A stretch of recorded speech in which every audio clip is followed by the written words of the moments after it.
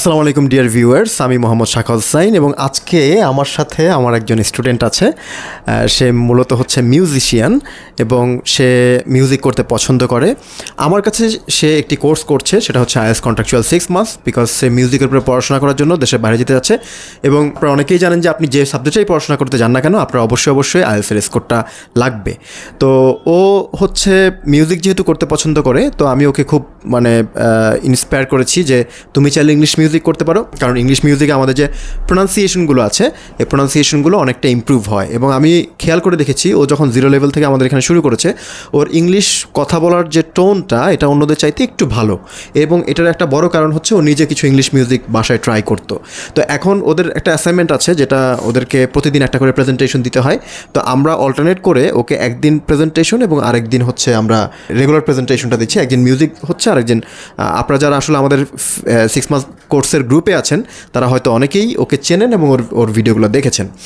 তো আজকে আমরা এই যে ইংরেজি লিসনিং ইমপ্রুভ আমরা কীভাবে করব, লিসনিংয়ের সাথে সেই জিনিসটা আমরা কিছুটা দেখব এবং সেটা মিউজিক থেকে কিভাবে করা যায়। অনেকেই মিউজিক শুনতে পছন্দ করে, অনেকেই বলে যে স্যার আমি যদি মিউজিক শুনি তাতে আমার লিসনিং কি ইমপ্রুভ হবে না?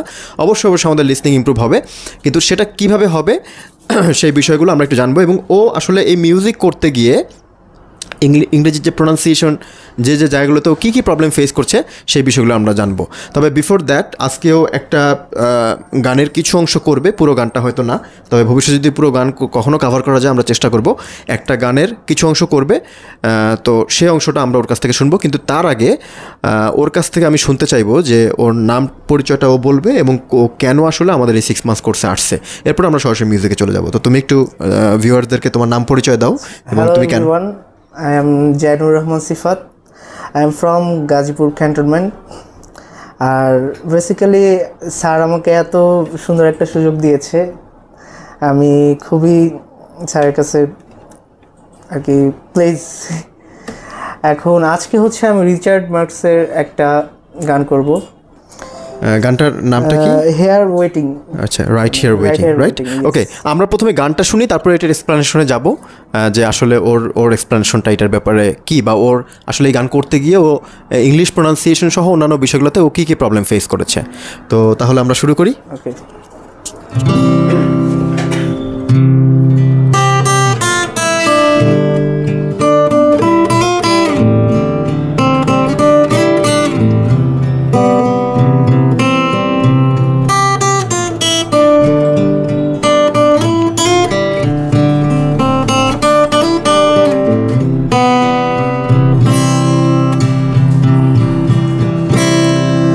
Oceans apart, day after day, and I slowly go since I feel your voice on the line, but it doesn't stop the pain.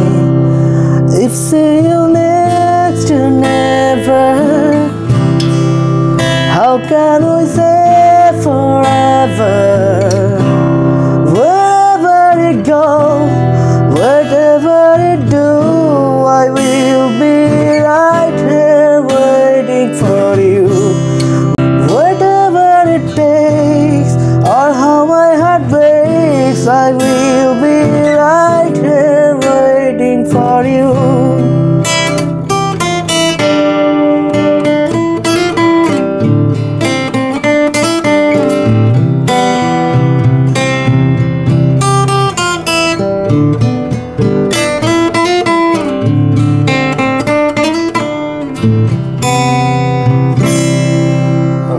বাহ, সুন্দর একটা গান শুনলাম আমরা। রিচার্ড মার্কস আমার খুব প্রিয় একজন গায়ক। মোটামুটি সফট গানগুলো উনি করেন এবং আমিও মাঝে মাঝে ওনার গান শুনি। তো তোমার কাছে আমি একটু জানতে চাইবো যে তুমি তো মোটামুটি এই গান করতে গিয়ে তোমার ওদের প্রোনাউন্সিয়েশন, টোন এগুলোকে তোমাকে কপি করতে হয়েছে, ইমিটেট করতে হয়েছে। এটা করতে গিয়ে তুমি কি কি সমস্যা ফেস করেছো, বা কোন কোন জায়গাটাতে সমস্যা, কোন লিরিক্সের কোন জায়গাটাতে যদি স্পেসিফিক করে বলো তাহলে আমাদের ভিউয়ার যারা আছে তার জন্য বুঝতে সুবিধা হবে। আচ্ছা, প্রথমত হচ্ছে যে আমরা প্রোনাউন্সিয়েশনে যে যেমন পার্ট এই যে কাজগুলো করি, আমরা বলি হ্যাঁ হ্যাঁ রাইট, এই প্রবলেমটা খুব ফেস করতে হয়েছে, কারণ আমার বারবার খালি আসতেছে ওশেনস অ্যাপার্ট, খালি এটাই আসতেছে, ওশেনস অ্যাপার্ট, এটা আসতেছে না। অনেকবার ট্রাই করার পর তারপর হচ্ছে আমি এটা করতে পারছি। আর হচ্ছে যেমন এখানে একটা আছে যে I see you next to never, এখানে কিন্তু if I see you next to never, কিন্তু আমি যখন যদি গাইতে চাই এইভাবে if I see next, ওই জায়গায় কিন্তু মিলে না। এখানে যখন আমি বলি I see you next to never, আচ্ছা আচ্ছা, তার মানে এই লিরিকের এই জায়গাটাতে একটা ওয়ার্ডই পুরো সাইলেন্ট হয়ে গেছে বলতে পারি আমরা। মানে এটা সাধারণত ইংলিশ মিউজিক যারা শুনে তারা হয়তো এই ব্যাপারগুলো, যারা রেগুলার শুনে তারা হয়তো বুঝবে, কিন্তু যারা যদি রেগুলার শুনে অনেকে হয়তো ধরতে পারবে না, যে ওরা চিন্তা করবে যে ও বলতেছে এক, কিন্তু লেখার সময় লিরিক যদি দেখে লিরিকটা হয়তো আরেকটা আসতেছে। আর প্রোনাউন্সিয়েশনে তুমি কি আর কি মানে উচ্চারণের এইটা তো তুমি ফেস করেছো, এছাড়া কোথাও তো খুব হাই টোন হয়ে যাচ্ছে, কোথাও একটু লো টোন হচ্ছে, তো এই জায়গাগুলো তুমি কিভাবে ডিল করেছো? এগুলো হচ্ছে আসলে মিউজিক করি তো এর জন্য আমার জন্য তুমি ধরতে পারো, হ্যাঁ তুমি ধরতে পারি যে কোথায় কি করতে হবে। আচ্ছা আচ্ছা, তো সবসময় তো বাংলা মিউজিক করো? হ্যাঁ বাংলা, মানে শখের বশে। আমি ট্যালেন্ট হাট একাডেমিতে এসে আসলে ইংলিশ মিউজিক করা শুরু করলাম ভালোভাবে। আচ্ছা আচ্ছা, মানে আগে শখের বসে দুই একটা করেছিলা? দুইটা মাত্র করা ছিল। আচ্ছা ওকে, ঠিক আছে, এই যে এখন শুরু করলাম। আচ্ছা ওকে, তো আমরা মাঝে মাঝে যদি তোমাকে নিয়ে একটু এরকম সেশন করি, তুমি কি মানে জাস্ট আমাদের যারা আসলে ইংরেজি শেখে তাদের জন্য একটু হেল্পফুল হয়, যদি তুমি সেক্ষেত্রে কিছু সং কি আমাদের সাথে করতে পারবা মাঝে মাঝে? অবশ্যই অবশ্যই। আচ্ছা ঠিক আছে ওকে, তো তুমি কি কোনো গাইড দিবা যে আসলে মিউজিক থেকে লিসনিংটাকে কিভাবে ইমপ্রুভ তুমি করেছো বা করা যায় দর্শকদের উদ্দেশ্যে তোমার প্রেক্ষাপট থেকে? আসলে এটা নট তোমার এক্সপিরিয়েন্সটা শেয়ার করো তুমি। আমি তো মেনলি হচ্ছে যখন গান শুনি একটা জিনিস বুঝতে পারলাম না, আবার হচ্ছে আমি পিছিয়ে যাই, যাওয়ার পর আবার বারবার শুনি, শুনতে শুনতে শুনতে শুনতে কতবার শোনা হয়? তাও তো মিনিমাম 10 to 12 টাইমস। মানে প্রথমবার যখন তুমি শুনেছিলা তখন কতবার করে শুনতে হয়েছিল? মানে প্রথম যখন তুমি ইংরেজি গান শোনা শুরু করলা বা চিন্তা করলা যেটা একটু করার চেষ্টা করব, আমার এই গানটা করতে ফুললি 2 দিন টাইম লাগছে। 2 দিন সময় লেগেছে? তাও এতটুকু। আচ্ছা, মানে পুরো গানটা না? না পুরো না, কিছু লিরিক্স করতে, অন্তরাটা কমপ্লিট করতে আমার 2 দিন সময় লেগেছে। তার মানে পুরো গানটা যদি আমরা চিন্তা করি তাহলে তো আরো অনেক দিন সময় লাগবে। এখন এতটা টাইম লাগবে না, কারণ এখন তুমি তো একটু ধরতে পারছো বিষয়টা। নেক্সট মানে বেশি টাইম লাগবে না। আচ্ছা ওকে, ঠিক আছে। কিন্তু গান ফার্স্টে প্রচুর শুনতে হবে আর কি। স্লো করে শুনতে হয়েছে কখনো? হ্যাঁ স্লো করে শুনতে হয়েছে, যে এই যে আইএফসি এখানে কিন্তু আমার স্লো করে শুনতে হয়েছে, কারণ আমি মিলাইতে পারতেছিলাম না। যখন লিরিক দেখে আমি শুরু করছি যে এখানে ইফ আই সি দাও, তাহলে আইএফসি কেন বলতেছে? আচ্ছা আচ্ছা, আই করে কই চলে গেল বা ইফ কই চলে গেল, আমি মাথায় কাজই করতেছিল না। আচ্ছা আচ্ছা আচ্ছা, পরে হচ্ছে স্লো দিয়ে শুনছি, তারপরে বুঝতে পারতেছি না। পরে হচ্ছে নিজে একটু চিন্তা ভাবনা করতে করতে ভাবলাম যে না, এখানে আইএফসি এটা বলছে।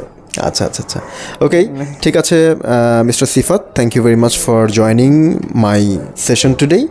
আর দর্শক শ্রোতা, আপনারা যারা আসলে এই ভিডিওটা দেখেছেন, এখান থেকে আমার মনে হয় যে আপনারা বুঝতে পেরেছেন যে আসলে মিউজিক থেকে কীভাবে আমরা প্র্যাকটিসটা ইংরেজি করতে পারি, লিসনিংটা বিশেষ করে প্র্যাকটিস করতে পারি। আর যাদের মিউজিক করার ইচ্ছে আছে, বা আমরা তো অনেকেই বাথরুম সিঙ্গার, মানে আমরা নিজেরা একটু বাথরুমে গান গাইতে পছন্দ করি, তো আপনারা যারা বাথরুম সিঙ্গার আছেন, যারা ইংরেজি চর্চা করতে চান, তারা কিন্তু চাইলে কিছু সফট মিউজিক কিন্তু চাইলে একটু ট্রাই করতে পারেন। ওর মতো গিটার লাগবে এটা জরুরি না, আপনি আপনার মতো করে গান গাইতে সবসময় যে গিটার, হ্যাঁ রাইট, সবসময় যে লাগবে এরকম না, বাট আপনি চাইলে কিন্তু এখান থেকে কিন্তু আপনার স্পিকিং ইমপ্রুভ করবে, প্রোনাউন্সিয়েশন ইমপ্রুভ করবে, লিসনিং ইমপ্রুভ করবে, একসঙ্গে 3টে স্কিল ইমপ্রুভ করবে। তো আপনারা যদি ইচ্ছুক থাকেন, আমরা ভবিষ্যতে আরও ভিডিও দিব। আপনারা এইরকম ভিডিও আরও চান কিনা এটা অবশ্যই কমেন্টে লিখতে হবে, তাহলে আমি বুঝবো যে আপনারা ভিডিও চান। আর অবশ্যই এই ভিডিওটা ফ্রেন্ডদের সাথে শেয়ার করতে হবে, বিশেষ করে যারা মিউজিক লাভার এবং ইংরেজি পছন্দ করে তাদের সাথে শেয়ার করতে হবে। তাহলে আমার মনে হয় যে উদ্দেশ্যে এই ভিডিওটা করেছি সেটা সফল হবে। তো আজকে এই পর্যন্তই, থ্যাংক ইউ ভেরি মাচ।